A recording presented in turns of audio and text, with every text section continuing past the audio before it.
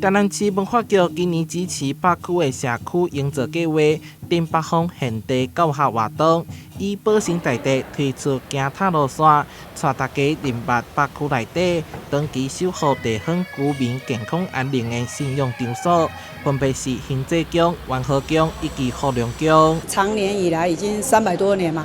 几乎全台南市大家也都非常熟悉的知道说，我们保生庙、我们的药签，还有各方面，我们都非常的有广大的那个香客。活动特别设计3款结合各宫庙特色的中药材香包，有驱邪撇煞、祈福安康的意涵。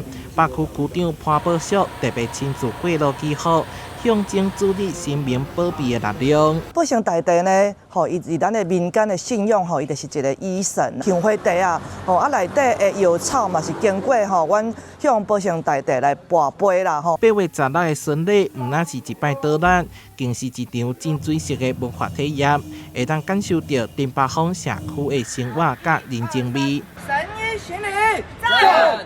台南新闻社会采访报道。